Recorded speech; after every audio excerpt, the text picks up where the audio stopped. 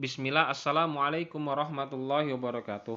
Alhamdulillahirabbil alamin. Assalatu wassalamu ala asrafil anbiya'i wal mursalin, nabiyina Muhammadin wa ala alihi wa ashabihi ajmain wa man tabi'ahum bil ihsani ila yaumiddin amma ba'du. Di sini Ustadz akan menjelaskan tentang Khalifah Utsman bin Affan. Kita mulai dari biografi singkat Utsman bin Affan. Utsman bin Affan radhiyallahu anhu lahir pada tahun 574 Masehi. Ayahnya bernama Affan dan ibunya bernama Arwa. Ia berasal dari Bani Umayyah. Nasabnya bertemu dengan nasab Rasulullah Shallallahu alaihi wasallam pada kakeknya yang bernama Abdul Manaf. Adapun nasab Utsman bin Affan radhiyallahu anhu adalah sebagai berikut. Utsman bin Affan bin Abi al-Ash bin Umayyah bin Abdisyam bin Abdi Manaf.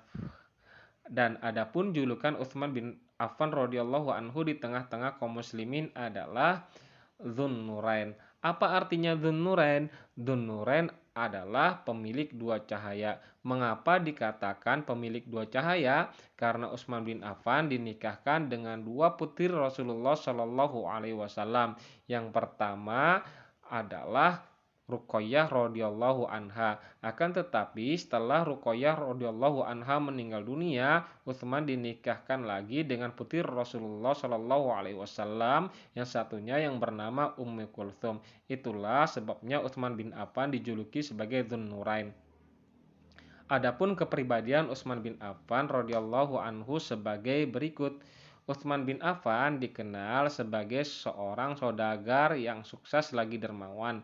Tidak terhitung bantuan yang diberikannya kepada kaum muslimin. Misalnya, pada perang Tabuk, Utsman bin Affan menginfakkan 1.000 ekor unta, 70 ekor kuda, dan uang sebesar 10.000 dirham. Ia juga pernah membeli sumur dari salah seorang Bani Ghifar seharga 35.000 dirham yang kemudian diwakafkan untuk kepentingan kaum muslimin.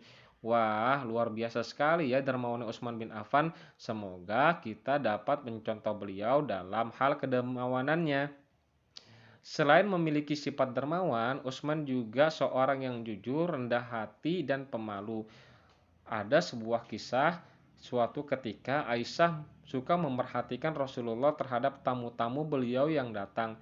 Aisyah mengatakan, "Wahai Rasulullah, ketika Abu Bakar datang, engkau tidak tergesa-gesa untuk menyambutnya. Sewaktu Umar bertamu, engkau juga menyambutnya dengan biasa-biasa saja. Tapi ketika Utsman bin Affan yang datang, kulihat engkau segera duduk sambil membetulkan pakaian. Ada apa gerangan dengannya?" Nah, Rasulullah SAW menjawab, "Wahai Aisyah, bagaimana mungkin aku tidak merasa malu kepadanya, padahal malaikat saja merasa malu kepadanya." Wah, luar biasa sekali ya Utsman bin Affan sampai-sampai malaikat malu kepadanya. Selanjutnya adalah tentang kekhalifahan Utsman bin Affan. Bagaimana proses pengangkatan Utsman bin Affan menjadi seorang khalifah. Nah, sebelum Khalifah Umar bin Khattab wafat, ia berwasiat agar penggantinya dipilih berdasarkan hasil musyawarah. Ia meminta 6 orang sahabat, yang pertama Abdurrahman bin Auf, Utsman bin Affan, Ali bin Abi Thalib, Jubair bin Awam, Sa'ad bin Abi Waqqas, dan Tolha bin Ubaidillah memilih salah seorang dari mereka sebagai khalifah setelahnya. Setelah Umar bin Khattab wafat, Abdurrahman bin Auf, Zubair bin Awam, Sa'ad bin Abi Waqqas, dan Tolha bin Ubaidillah mengundurkan dari pencalonan. Maka tinggallah Utsman bin Affan dan Ali bin Abi Thalib yang mungkin diangkat menjadi khalifah. Suara mayoritas kaum muslimin ketika itu tertuju pada Utsman bin Affan. Maka diangkatlah Utsman yang pada saat itu berusia 70 tahun. Peristiwa ini terjadi pada bulan Muharram 24 Hijriah dan pada waktu itu pemerintahan Islam sudah dalam keadaan mapan dan berjaya.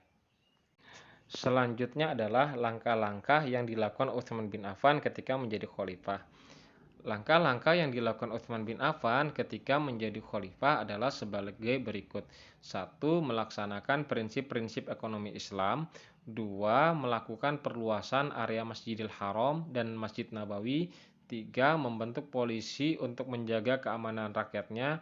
4. Membuat kantor pengadilan. 5. Membentuk armada laut. Dan yang paling utama adalah pembukuan mushaf Al-Quran. Itulah langkah-langkah yang dilakukan Utsman bin Affan ketika menjadi khalifah.